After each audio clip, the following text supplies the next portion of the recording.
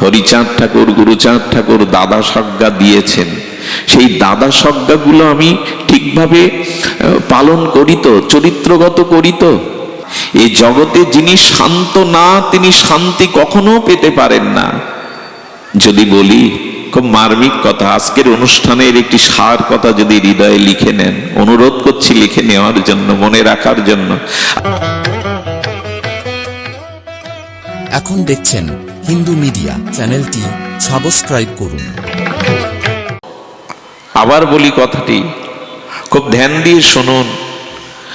আমাদের শাস্ত্রে বলছেন চারি বেদ, ষড়দর্শন, বেদ, বেদান্ত, উপনিষদ, ব্রহ্মসূত্র, এমনকি তুমি যদি ন্যায়, দর্শন, সকল কিছুই পারঙ্গম হয়ে ওঠো, পণ্ডিত প্রবর হয়ে ওঠো, অথচ অন্তর্রাজ্যে তোমার দেহ মন ইন্দ্রিয় যদি সংযত না হয়, শাস্ত্রের পরিভাষা হলো তুমি আজও মহামূর্খ। আজও মহামূর্খ। তুমি তোমার ইন্দ্রিয় রূপকে সংযত করতে পারোনি। এই জন্য মানুষের জীবনে মঙ্গলের পথ ভগবান এই গীতা শাস্ত্রে জানিয়েছেন, না দুঃখ চনয় এ বতে যে হি সংস্পর্শ যা ভোগা, আর নয়। অন্তর্রাজ্যের দিকে আজ আমরা তাকাইনি, বাহির রাজ্যে আমরা চন্দ্র জয় করেছি, মঙ্গল গ্রহে বসবাস করার চিন্তা করছি, সমুদ্রের অতল স্পর্শতে আমরা সেখানে খনিজ সম্পদ খুঁজে পাওয়ার জন্য গবেষণা করছি, অথচ অন্তর্রাজ্যে খুঁজে যদি দৃঢ় সত্য কথা বলি, কঠোর সত্য কথা বলি, 1 ইঞ্চিও আমরা ভগবানের পথে খুব বেশি এগিয়ে যেতে পারিনি। আকাশ জয় করে, মহাকাশ জয় করে, সমুদ্রের অতল স্পর্শী তলকে জয় করে বিজ্ঞান আজ এগিয়ে গেছে, কিন্তু অন্তর্রাজ্যে তাকিয়ে দেখুন, প্রেমের রাজ্যে, ভক্তির রাজ্যে, মানবতার রাজ্যে আমি 2 ইঞ্চিও এগিয়ে যেতে পারিনি। বাইরে লাফালাফি দাপাদাপি করে কিছু হবে না। অন্তর্যামী ভগবান হৃদয়ের ভাবনাটাকে দেখেন, বাইরের আচরণ দেখেন না। আপনি বাইরে কি কর্ম করছেন এটা ভগবান পরমাত্মার দেখবার বিষয় না, আপনার ভাবনা রাজ্যেই উকি মেরে দেখছেন ভগবান, সেখানে ফাঁকি আছে কিনা। সুধীজন, আদ্যন্তবন্ত কন্তেও নতেষু রমতে বুধ। যিনি জ্ঞানী, যিনি প্রজ্ঞাবান, যিনি গুরু আনুগত্যে, নাম আনুগত্যে নিষ্কপট সরল হয়ে এই ভজন জগতে প্রবেশ করেছেন, তিনি জ্ঞানী। আর কে জ্ঞানী? যিনি অন্তর্রাজ্যের এই মন, বুদ্ধি, দেহকে বহির্মুখ হতে অন্তর্মুখী করতে পেরেছেন। তিনি এই জগতে পরম প্রজ্ঞাবান। কিন্তু আমাদের তা হলো কি? আমি আলোচনার শুভারম্ভে আপনাদের বলতে চেয়েছি পথ কোনটি। আজ মানুষ অঢেল ঐশ্বর্যের মালিক, কিন্তু মানসিক শান্তি নাই। আজ মানুষ 10 তলা 20 তলা ফ্ল্যাট তৈরি করছে, কিন্তু বিশ্রামের সময় নাই। আরো ছোট্ট কঠিন সত্য হলো, মানুষ 5 লাখ টাকার খাট কিনতে পারে, কিন্তু ভালো ঘুম কিনতে পারে না। এর কারণ হলো আমাদের অন্তর্রাজ্যটা স্বচ্ছ নয়।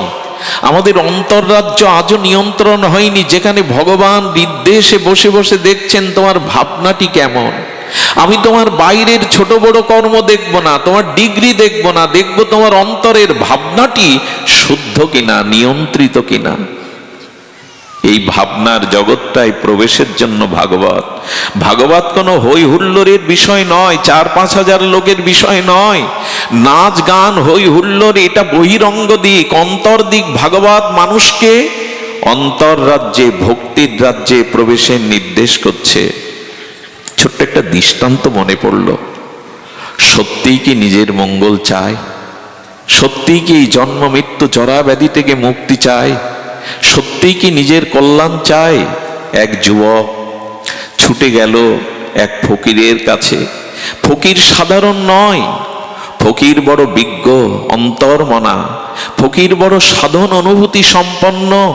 সেই বিজ্ঞ সাধন অনুভূতি, অপরোক্ষ অনুভূতি ফকিরকে গিয়ে এক নিমেষে, এক নিঃশ্বাসেই বলে ফেললো, আমি জীবন চাই, আমি কল্যাণ চাই, আমি পরমাত্মা চাই, আমি জ্ঞান চাই, আমি ভক্তি চাই, আমি মুক্তি চাই, আমি ভগবানের স্বরূপ রাজ্যে ফিরে যেতে চাই, আমাকে উপায় বলুন। ঋষি তুল্য অনুভববেদ্য ফকির আপাদ মস্তক চেয়ে দেখছেন এর বলাটা ভেতর থেকে আসছে না বাইরে থেকে আসছে। একটা কথা বলা প্রয়োজন। সাধু দেখলেই যে আমাকে এখানে আসবার জন্য, আমি তো নর্দমার কীট, মূর্খ, একজন সাধারণ সংসারী বিষয়ে অনেকেই প্রণামের জন্য ঠেলাঠেলি করছেন, পায়ে হাত দিয়ে প্রণাম করছেন। এখানে যে আমাকে প্রণাম করলেন, বাড়িতে গুরুজন পিতামাতাকে এইভাবে প্রণাম করেন তো? ওই রাজ্যটা ঠিক আছে তো? এখানে আমার কাছে প্রশ্ন করেন কি করে ভক্তি হবে, কি করে কল্যাণ হবে, কি করে মুক্তি হবে? এই প্রশ্ন নিজের বিবেকের কাছে করেন তো, না শুধু করতে হয় তাই সাধুর কাছে করেন? যদি সত্যিই নিজের কল্যাণ চান, এই জন্ম মৃত্যু মরা সংসার থেকে নিজের আত্মকল্যাণ চান, সাধু দেখছেন, ফকির দেখছেন, এর প্রশ্নটা ভেতর থেকে আসছে কি বাইরে থেকে? উনি তাকিয়ে দেখলেন না, এখনো যোগ্য হয়নি, এখনো প্রকৃত আধার পাত্র হয়নি। তবু যে কথাগুলি বলেছে ওকে একটা পথ দেখানো উচিত। ওনার ঝোলা থেকে, ভিক্ষার ঝোলা থেকে বের করলেন একটা পাথর, বের করে বললেন সবজি বাজারে যাও, ওখানে পাথরের বিনিময়ে কতটুকু সবজি পাবে জেনে এসো, তবে নির্দেশ হলো পাথরটা কাউকে দেবে না। সবজি বাজারে গিয়ে এক গরিব কৃষক সবজিকে বলছে পাথর নিয়ে কতটুকু সবজি দেবে? বলে খেয়ে কাজ নাই, পাথর নুড়ি নিয়ে কি করব? 2 টাকা বেচলে আমার সংসার চলবে, যাও বেরিয়ে যাও, সকালবেলা এখন পাথর এনে দেখাচ্ছে, এর মূল্য কি? এক বুড়িমা দেখছে পাথরটা চকচকে, আমার নাতনিটা খেলতে চায়, বাবা 1 টাকায় পাথরটা দেবে? যদিও ওর মূল্য 1 টাকা না, মূল্য নাই, তবু নাতনির জন্য নিয়ে যেতাম। ফকির বলেছে পাথর দেবে না, চলে আসবে। আরে পাথর তো কেউ নিতে চায় না, এক বুড়িমা তার নাতনির খেলনার জন্য 1 টাকা বললো। বলে এবার স্বর্ণের দোকানে যাও। স্বর্ণের দোকানে গেলে ওইটা ঘষে মেজে দেখে বলছে 10,000 টাকা দেব। বাহ, নিতে চায় না, অপেক্ষা করে, কেউ বা 1 টাকা বলে, দেখি 10,000 বলছে। বলে আর এক স্বর্ণের দোকানে গিয়ে বলছেন 1 লক্ষ টাকা দেব, পাথর দেবে? কিন্তু মনে আছে ফকির বলেছে পাথর কাউকে দেবে না। ফিরে আসার পরে বলছেন আপনার এই পাথরে কি জাদু আছে? কেউ 2 টাকা বলে, কেউ অপেক্ষা করে, কেউ 10 লাখ টাকা বলছে। বলেন জহুরির কাছে যাও। জহুরি ওটা ঘষে মেজে বলছেন এটা কেনার পয়সা আমার নেই, সম্রাটের কাছে চলো। রাজার কাছে গেলে বললেন এর মূল্য 10 লক্ষ নয়, 1 কোটি টাকা মূল্য দেবে, এটা কোহিনূর হীরা। কিন্তু নিষেধ ফকিরের। ফকিরের কাছে এসে বললেন বড় জাদু দেখালেন। কেউ উপেক্ষা করে, কেউ বলে 2 টাকা, কেউ বলে 10,000, কেউ বলে লাখ, কেউ বলে কোটি, আছেটা কি? পাথরটা তাড়াতাড়ি হাত থেকে নিয়ে ভেতরে দিলেন।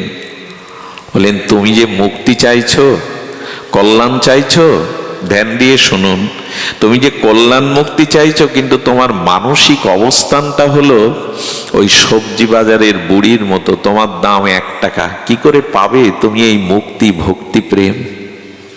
আমরা যে চাইছি কল্যাণ, আমি পাত্র হয়েছি তো। আচ্ছা, বাজারে হোমের ঘি কিনতে কেউ প্রাচীনের পাত্র নিয়ে যান? মাটির পাত্র কেউ নিয়ে যান ঘি কিনতে? পাত্র হতে হবে তো। সেই পাত্রটা কি আজকের আলোচনার বিষয়, সেটি আমরা এতক্ষণ ভূমিকাতে ছিলাম। সেই ভূমিকা থেকে এখন মূল আলোচনায় প্রবেশের পূর্বে বলি আমাদের পাত্র হতে হবে। এই পাত্র যদি না হতে পারি, তবে সারাটি জীবন যে আড়ম্বর করে গেলাম এটা খুব বেশি মূল্যায়ন হবে না, খুব বেশি আমরা আমাদের লক্ষ্যপথে যেতে পারবো না। একটা দৃষ্টান্ত দেই। ভগবান 2য় অধ্যায়ে, গীতাটা একটু ভালো করে দেখবেন, 2য় অধ্যায়ে জ্ঞানীর লক্ষণ বলেছেন। যাদের দেহ, ইন্দ্রিয়, মন, বুদ্ধি সংযত, তারা তত্ত্বজ্ঞ, তারা জ্ঞানী, তাদের লক্ষণ বলতে গিয়ে ভগবান এক দৃষ্টান্ত দিয়েছেন। নিশ্চয় মন দিয়ে শুনছেন, 2 পায়ে এগিয়ে যেতে পারবেন যদি হৃদয় দিয়ে শোনেন। তিনি কচ্ছপের দৃষ্টান্ত দিয়েছেন। আমাদের এই বঙ্গদেশে কচ্ছপের সাথে আমরা প্রত্যেকেই পরিচিত। এই কচ্ছপের দৃষ্টান্ত দিয়ে বলছেন কচ্ছপ জলেও থাকতে পারে, স্থলেও থাকতে পারে, এরা সবখানে থাকতে পারে, বিচরণ করে। কিন্তু ভগবান জ্ঞানীর লক্ষণ বোঝাতে গিয়ে কচ্ছপের দৃষ্টান্ত দিয়েছেন এই জন্য, ওরা চলে দেখবেন খুব দ্রুত না, ধীর গতিতে, এবং চারিদিকে লক্ষ্য রেখে চলে। ভগবান যেন জানাচ্ছেন জ্ঞানীর লক্ষণ। জ্ঞানী তার জীবন পথে, তার এই জীবনের পথে চারিদিকে লক্ষ্য রেখেই চলে। আমার চলাটা ভুল পথে হচ্ছে না তো, আমার চলাটা আলো থেকে অন্ধকারের পথে যাচ্ছে না তো, আমার চলাটা সেই মুক্তি থেকে বন্ধনের পথে যাচ্ছে না তো। কচ্ছপের চলা যদি ছেড়ে দিয়ে দেখেন, দেখবেন খুব সতর্ক দৃষ্টিতে ধীর গতিতে যায়। এদিকে ধ্যান দিন, শব্দের দিকে ধ্যান দিন, ধীর গতিতে যায়। এই ধীর গতিতে কচ্ছপ যেতে যেতে কেউ যদি তার গাকে স্পর্শ করে, সামনে কিছু দেখে, আর যখন চলে দেখবেন সমস্ত ভেতরের ইন্দ্রিয়গুলো বাইরে প্রকাশ করে। এতে তার কঠিনতা আসে না। ভেতরের যে ইন্দ্রিয়গুলি যা দিয়ে চলতে হয় সবটা বাইরে প্রকাশ করে। কিন্তু যেই কেউ স্পর্শ করে, সামনে দেখে, সমস্ত ইন্দ্রিয়গুলো ভেতরে নিতে কি কষ্ট হয় ওর? কথা বলুন, কষ্ট হয়? খুব সাবলীল ভাবে ভেতরে নিয়ে নেয়। নিয়ে কি করে জানেন? অপেক্ষা করতে থাকে, পালায় না, ভয় পায় না, দৌড়ায় না। মিলিয়ে নিন ভগবান শ্রীকৃষ্ণের গীতা শাস্ত্রে জ্ঞানীর লক্ষণ। যিনি জ্ঞানী হবেন তিনি সমস্ত ইন্দ্রিয়গুলো চারিদিকে দৃষ্টি দিয়েই চলবেন। এই পথ সুপথ তো, এই পথ কুপথ নয় তো। খুব ধীর গতিতে চলে, আর সমস্ত ইন্দ্রিয়গুলো চক্ষু, কর্ণ, নাসিকা, জিহ্বা, ত্বক এগুলি সংযত রেখে চলে। কিন্তু কেউ যখন তার অন্তরায় হয়ে যায়, অর্থাৎ চলার পথে বাধা হয়ে দাঁড়ায়, তাকে কেউ স্পর্শ করে ধরতে আসে, দেখবেন সমস্ত ইন্দ্রিয়গুলো অবলীলাক্রমে ভেতরে নিয়ে যায়। সাধককে, জ্ঞানীকে, ভক্তকে এই জীবন পথে সতর্কতায় চলতে গেলে যে ভোগ বাসনা সামনে আমাকে নষ্ট করতে আসে, ধরতে আসে, তখন যদি আমি সব ইন্দ্রিয়গুলিকে সংযত করতে পারি নিজের মধ্যেই, তবেই তুমি জ্ঞানী, তবেই তুমি মুক্তির অধিকারী, তবেই তুমি আত্মকল্যাণের অধিকারী। দৃষ্টান্ত দিচ্ছেন এমনি করে নিজেকে সংযত করো না, পারি কই? যে চোখ প্রকৃতি, আদ্যাশক্তি দেবী পরা প্রকৃতি, দেবী ভাগবতী, লক্ষ্মী বা রাধারানীর অংশ, সেই পরস্ত্রীর দিকে যে চোখ আমার গেল, আমি ফেরাতে পারি তো? মাতৃদৃষ্টি দিয়ে আমার চোখ ফেরাতে পারি তো? আহা, কচ্ছপের দৃষ্টান্ত দিয়েছেন ভগবান, নিজের মধ্যে গুটিয়ে নাও। প্রতিকূল অবস্থা এলে সমস্ত ইন্দ্রিয়গুলো নিজের মধ্যে নিয়ে নাও। দেখুন, তাতে তার কষ্ট নাই, সাবলীলক্রমে নিজের ভেতরে অন্তর্মনা করে নেয়। একটা কচ্ছপের কাছ থেকে ওইটুকু শিক্ষার ভগবান জানিয়েছেন। আমরা পারি তো আমাদের বহির ইন্দ্রিয়কে? হরিচাঁদ ঠাকুর, গুরুচাঁদ ঠাকুর দাদা সজ্ঞা দিয়েছেন। সেই দাদা সজ্ঞাগুলো আমি ঠিকভাবে পালন করি তো, চরিত্রগত করি তো? আমাদের গোস্বামীরা বলেছেন, ষড়রিপুকে যিনি ছয় বেগদমি, ছয় দোষসদি, ছয় গুণ দেহ মোরে।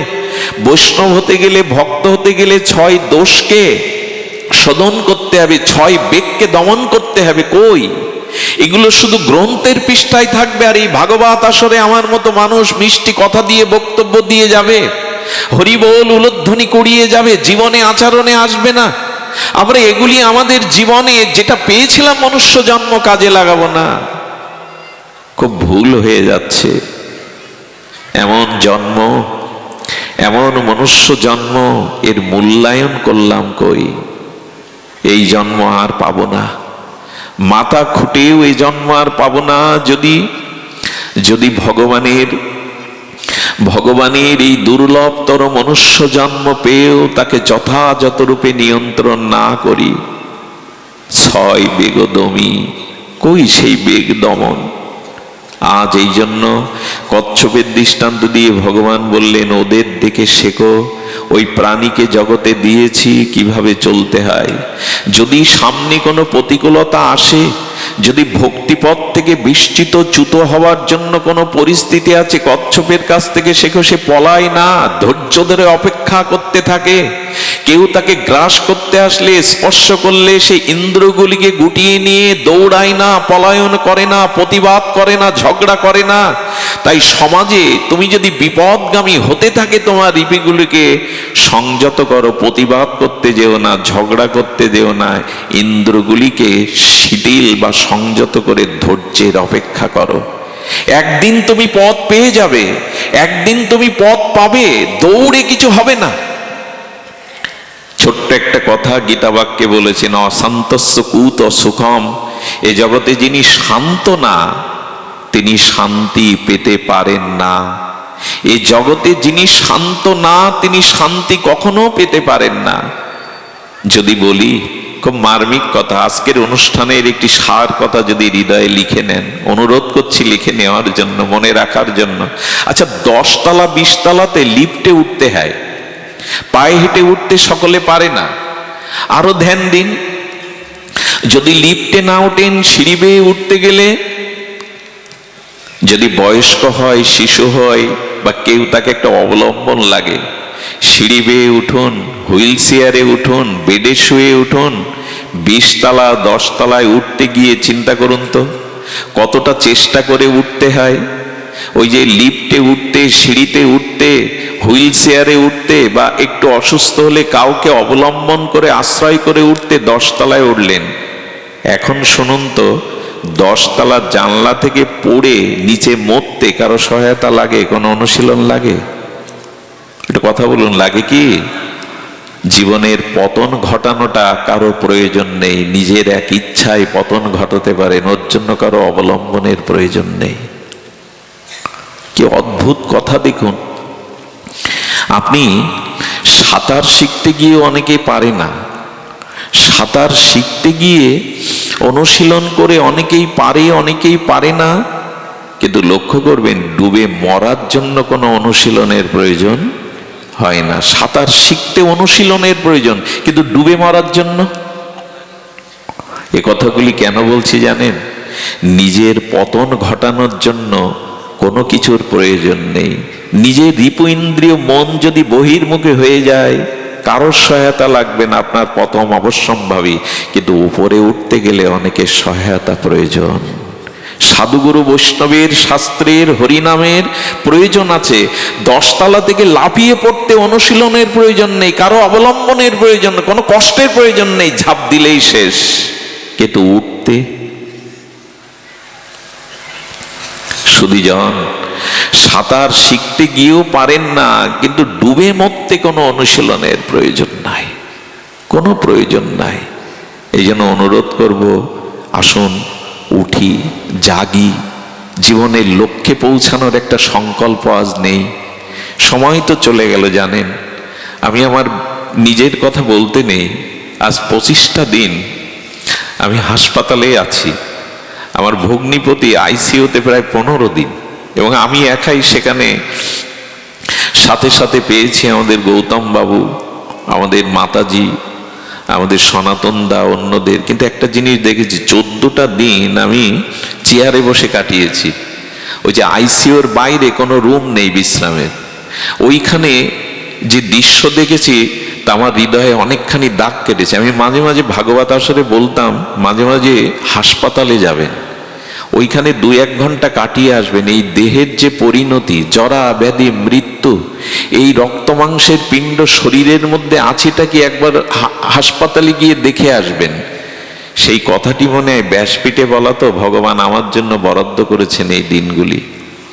ওখানে দেখলাম কেমন জানেন, কেউ রোগীকে সুস্থ করে হাসি মুখে ফুলমালা দিয়ে নিয়ে যাচ্ছে, কেউ বা মৃত্যু সংবাদটি শুনে আসতে ওই যে পাথরের দেয়ালকে জড়িয়ে ধরে কাঁদছে। এটা অনেকটা এই সংসারের পরিণতি কেমন জানেন, একই নদীতে আগেকার দিনে নৌকা করে গান বাজাতে বাজাতে, ফুল সাজাতে সাজাতে নববধূকে নিয়ে যেত। একই স্রোতে দেখা যেত কেউ লাশ ভেলাই করে ভেসে যাচ্ছে। এও দেখেছি কোনো সধবা বিধবা হয়ে তার হাতের শাখা সিঁদুর নদীর কোলে ভাঙতে গেছে। এও দেখেছি বিবাহের বরণের জন্য কেউ বরণ ডালা নিয়ে ওই একই ঘাটে গেছে। এও দেখেছি কেউ পূজার বিসর্জনের ঘট নদীতে ফেলতে গেছে, এও দেখেছি কেউ বা অধিবাসের পূজার ঘট ভরতে নদীতে গেছে। এরই নাম সংসার, এরই নাম সংসার।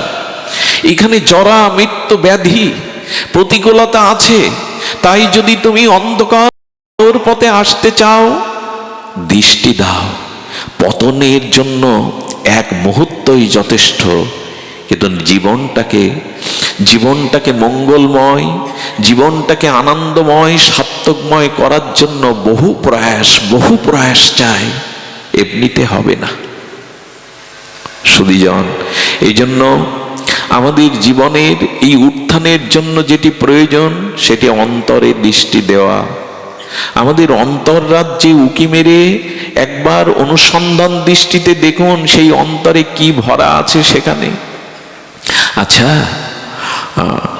আমার অঙ্গে যদি বিষ্ঠা মাখে যায় না, আমার অঙ্গে যদি ওই নর্দমার অপবিত্র জলাদি মেখে যায়, ওই অবস্থায় আমি মন্দিরে ঢুকতে পারবো? একটু কথা বলুন। জপ ধ্যান করতে পারবো? আপনাদের মাঝে এসে বসতে পারবো?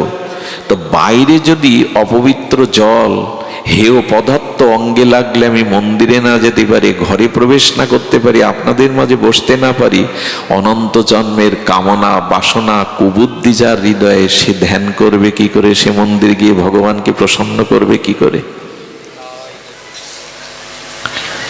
কি করবে বলতে পারেন? এজন্য হৃদয় নির্মল ভেলো তার।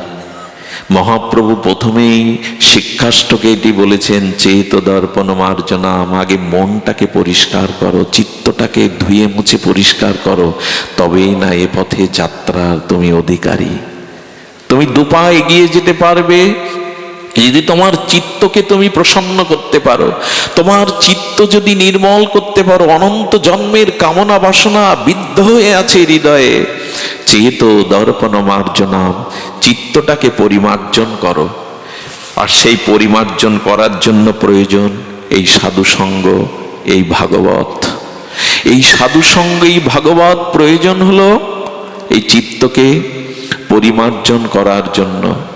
আমি বহুবার বলেছি, এই যে বসন্ত আসে, ঋতুরাজ বসন্ত, ফুলে ফলে মধুগন্ধে মধুবাত্তা ঋতায়তে দক্ষিণা সমীরণে ফুল্ল ফলে মধুগন্ধে ভোরের গুঞ্জনে।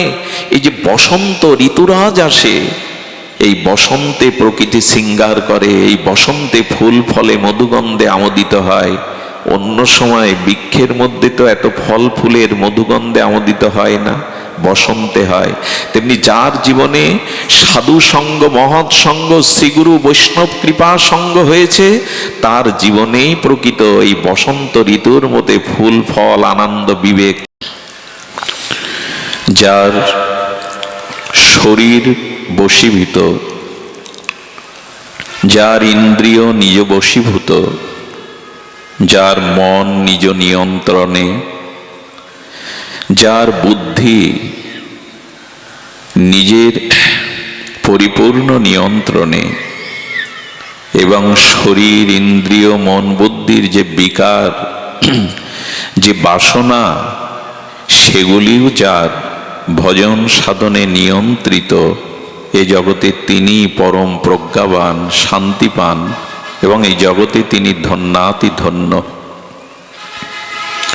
কিন্তু আমার সাদৃশ্য যে ব্যক্তির দেহ নিজ বশে নেই, ইন্দ্রিয় তো বশে নাই, ইন্দ্রিয় আমার কথা বাধ্য নয়, মন সর্বদা বহির্মুখে বহির্বৃত্তিতে আর চঞ্চল, বুদ্ধি শুদ্ধ নয়, বুদ্ধি দেহ ভোগ কামনা বাসনায় বিচরণ করে, এবং দেহ ইন্দ্রিয় মন বুদ্ধির দ্বারা যে বিকার, যে কামনা, যে বাসনা, তা বহির্মুখ ভগবতমুখী নয়।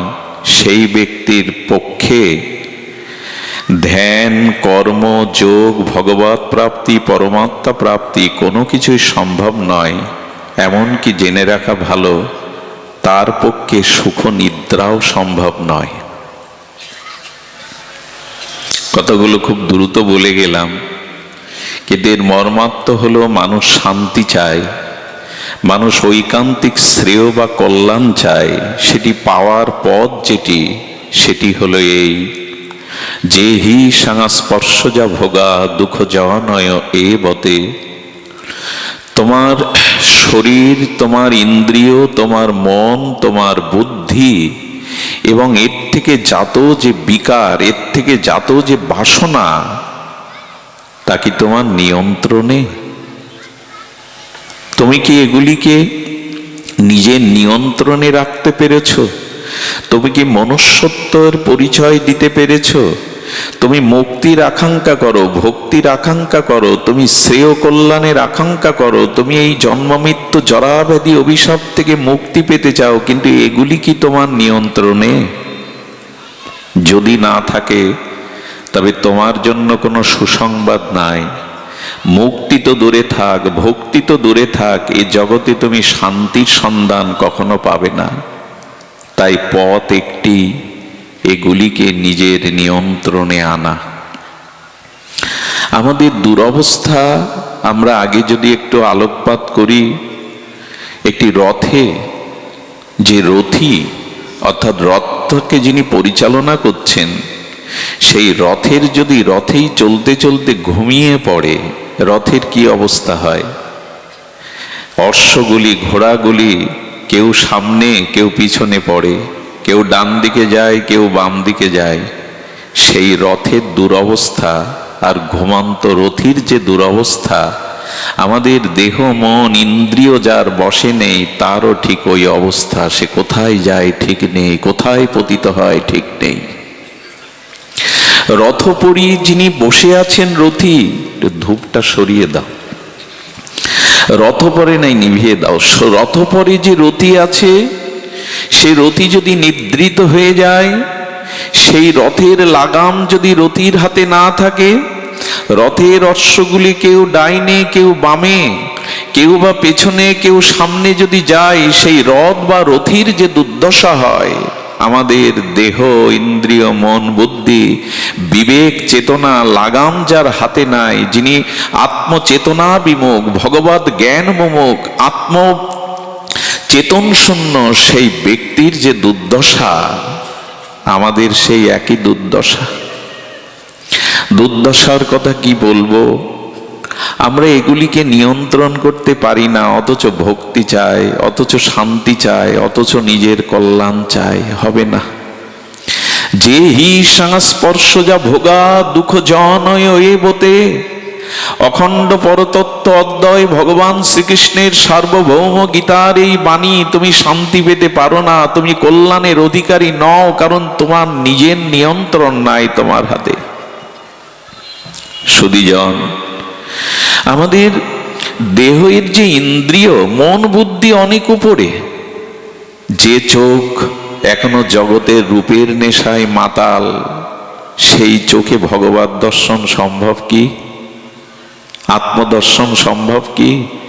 যে জিহ্বা এখনো এই জাগতিক ভোগের রসে স্পৃহায় রসসিক্ত, সে জিহ্বায় ভগবানের নামামৃত, ভগবানের প্রেমামৃত আস্বাদন কি সম্ভব?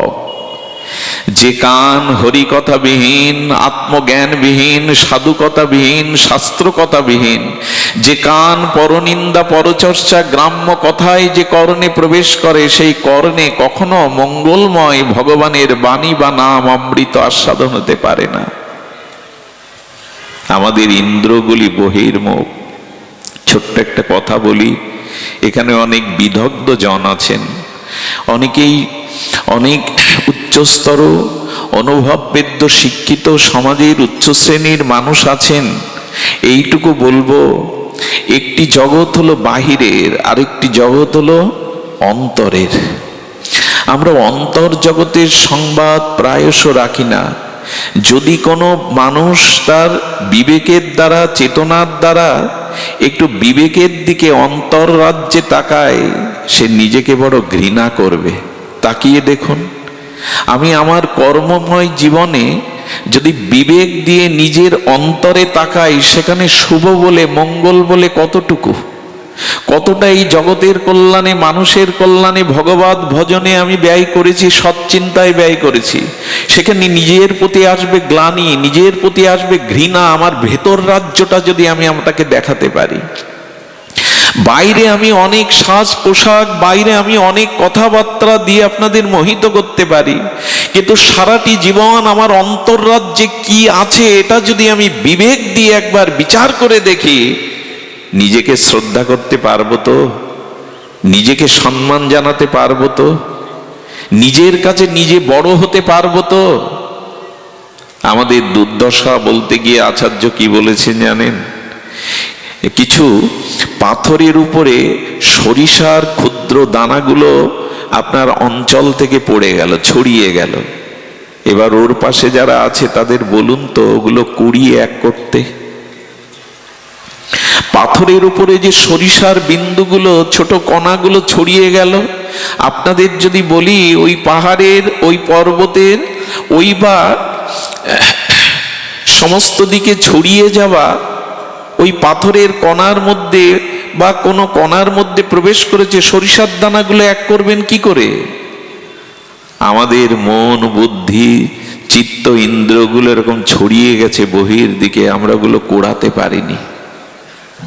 আজও ওগুলো যথাযথ আমরা নিয়ন্ত্রণ করতে পারিনি। এই জন্য ভগবান বললেন, তুমি যদি বেদ, বেদান্ত, উপনিষদ, ষড়বিদ শাস্ত্রের ন্যায় দর্শনে পারঙ্গম হও, বড় পণ্ডিত প্রবার হও, অথচ তোমার দেহ, মন, ইন্দ্র, বুদ্ধি যদি নিয়ন্ত্রিত না হয়, শাস্ত্রের পরিভাষায় তুমি এখনো মহামূর্খ।